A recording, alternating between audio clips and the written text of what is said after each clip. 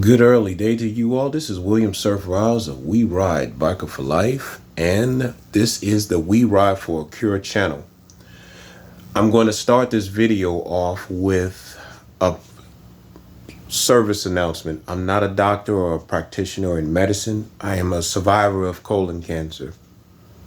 And this message, before I start my courses, this will be the most important thing that you need to do first.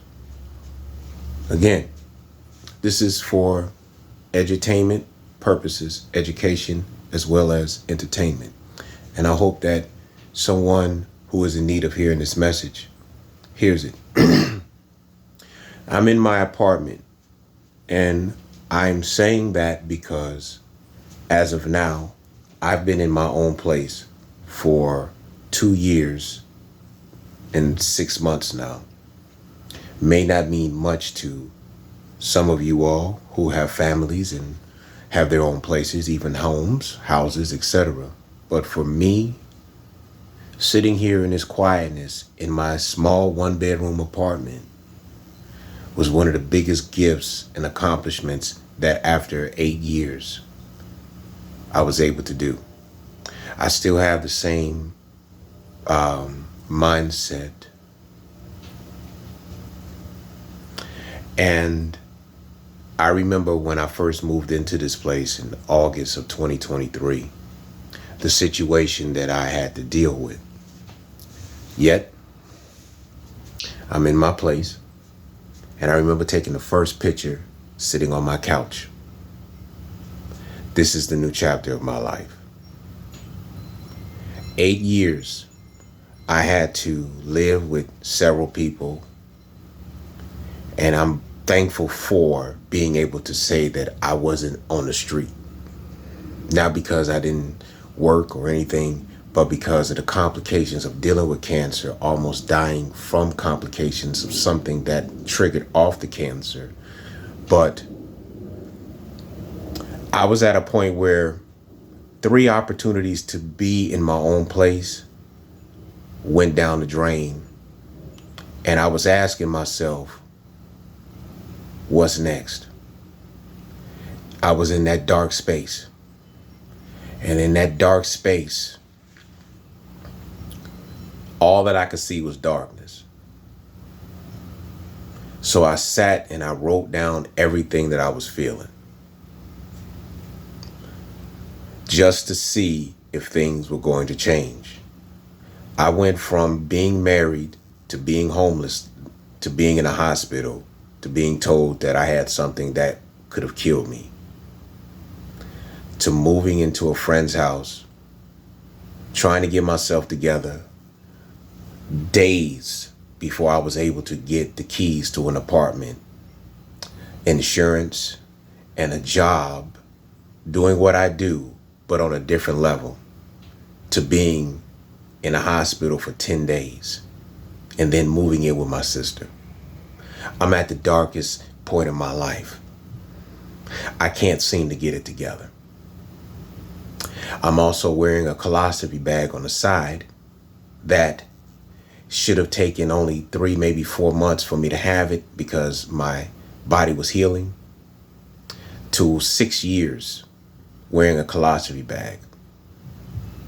To this day, if I see a colostomy bag, I immediately get into a panic because I remember going through moments where if that bag busts and I don't have a place to clean myself out, you can figure out, if you've never known what a colostomy bag is, look it up. And add 6 years of your life wearing it. Still going to work, just trying to be normal. And you imagine being in a relationship with somebody or somebody that you just met and you had to tell them that you're wearing that on you. It's not easy. But I got through it. Dealing with somebody that at one point in time you were in love with, and now they're moved on. And though life goes on, you still can't seem to make that separation to move on with your life because amongst the fact that you have to live with family members and you're not a bum and you're not someone that isn't going to work every day or trying to get things together because you're trying. Everything seems to just have a stop point and you're taking 2 steps backward as soon as you take 1 step forward. And then there's the moment where you have to realize that everybody doesn't live like you. And you have no choice but to accept the new reality. And you're depressed. And you want to get out of this environment, but you love the people, but you just don't love the atmosphere. And you have no choice but to accept it. And then comes the opinions, but no one's listening. And hurt people hurt people. And then there's the moment where you begin to hurt people because you haven't dealt with the darkness that you're in. So what I did was I went through counseling. I went to a therapist. I asked the questions. And I started pretty much tearing myself up from the inside. I was upset about my marriage. I was upset about my business and my finances. I wasn't a bum. I was upset because the man in me was being broken down. Some of the greatest words of advice came from a man by the name of Andre Taylor. Everything breaks down to values. And the next thing that he said, fuck them, work on you. And that's what I started doing. Even if it meant that some of the people that I loved was going to be hurt because I wasn't giving them the attention that they thought I was supposed to give them when I wasn't getting what I needed. I wasn't at peace. I wasn't in an environment that was peaceful. Once I started making the moves to letting that go and accepting that right now I need to focus on myself, the surgery that I was waiting on since 2019 finally started to open up its doors. It took me 10 doctor's visits, but I made every one of them, including the last one in which they said, we can finally do your surgery. From 2017 to 2022, I was waiting for a surgery that should have been happened. To finally know that I was going to get this colostomy bag off of me was the biggest gift, considering what I've been through. And though I didn't have any health issues, I didn't have any problems, the mental stress of having something on you, knowing that you're not going to be normal, being a lightweight bodybuilder at one point in time, being a person of structure, to have that one thing that I was paying $30 a month to get kept me in such a bad mode. Now they're saying I'm going to finally have this surgery. And then on February 23rd, 2023, my wish came true. Opening up and finally getting this out of my system, going to therapy and realizing that I put too much time into trying to do things, but I wasn't doing it for myself. I was doing it to prove to people that I can do it. And it broke me down to where the elder of that session said to me, from this point on, stop feeling bad about something that you tried your best to be good at. Talking about my marriage. talking about my business, talking about my life, and talking about me. When I finally let it go and said, okay, Spirit, I've done all that I can do.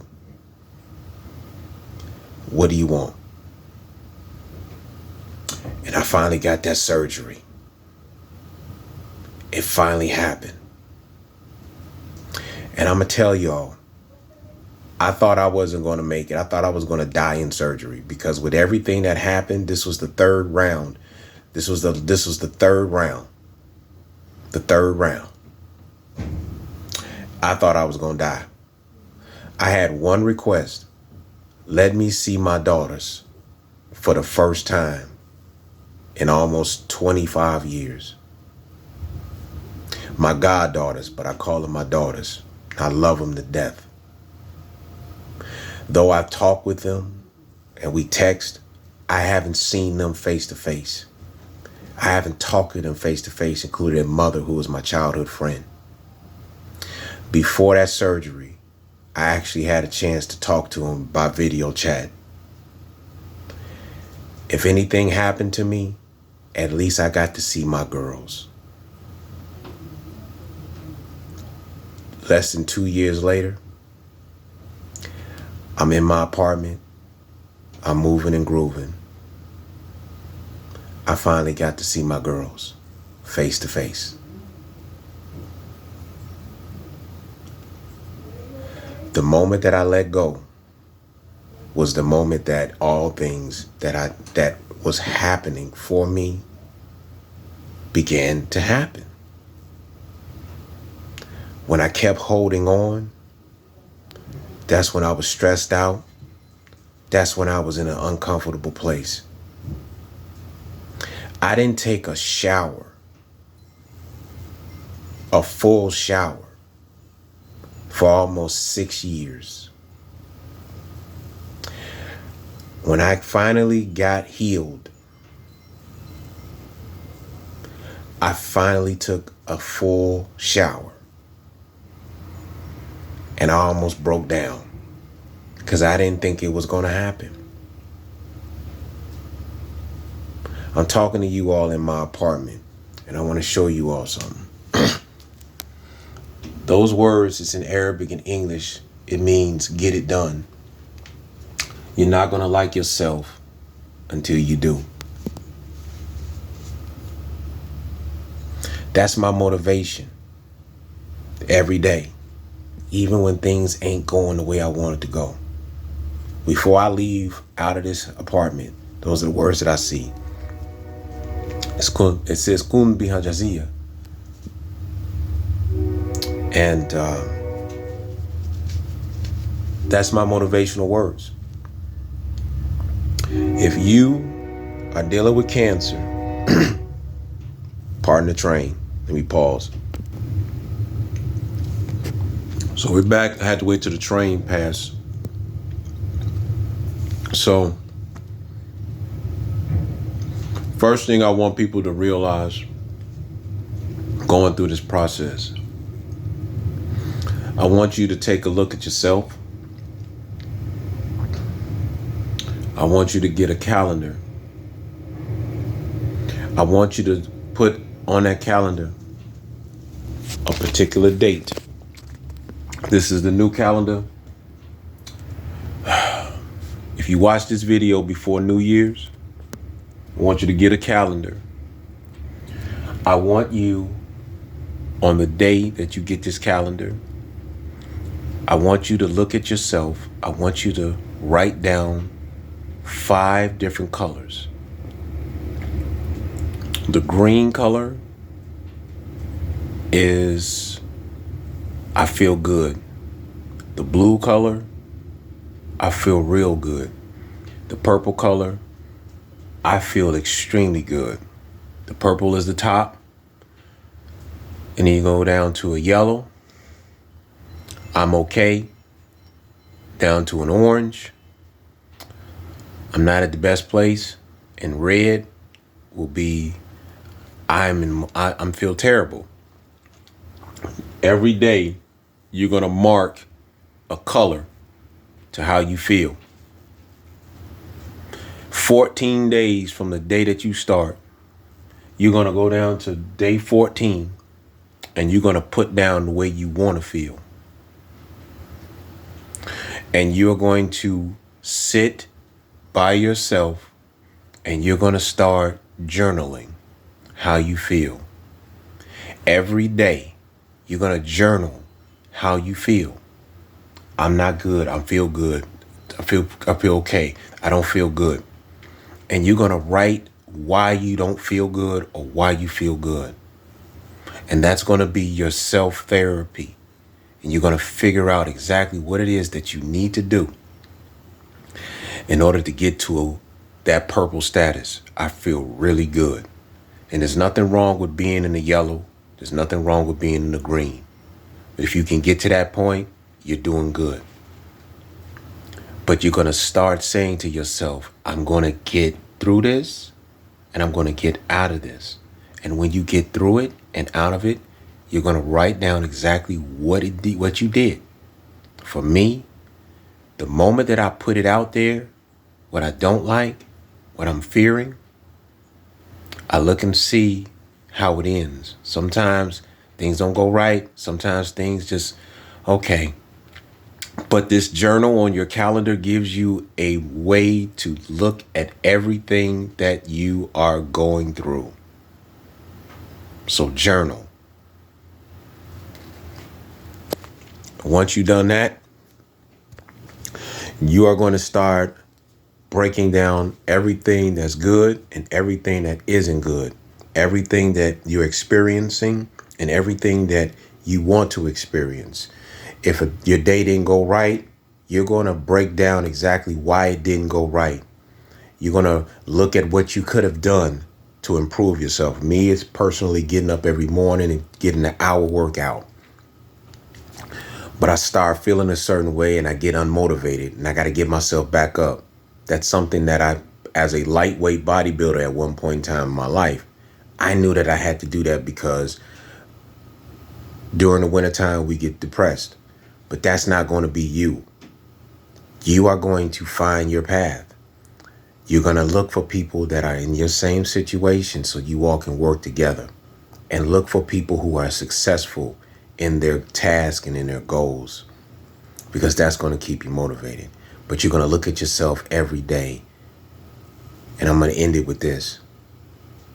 You got to tell yourself, I love you every day. You got to say, I love you like you love something passionate, like you love that girl, like you love that man. You got to take that same energy and you got to tell yourself, I love you. We going to get through this. Get up. I had a dream recently. I was lifting up some bags and I was trying to get it to this house to help somebody.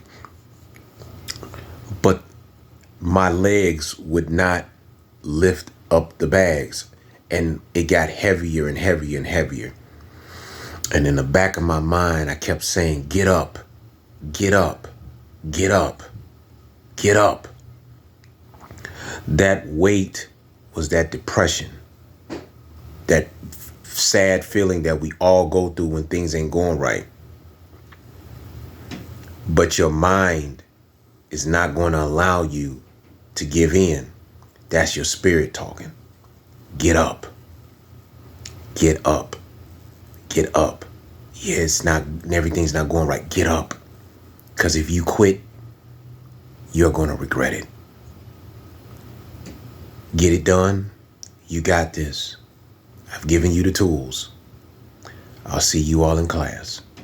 I command you to be great. I command you to be prosperous. I command you to be greater today than you were yesterday.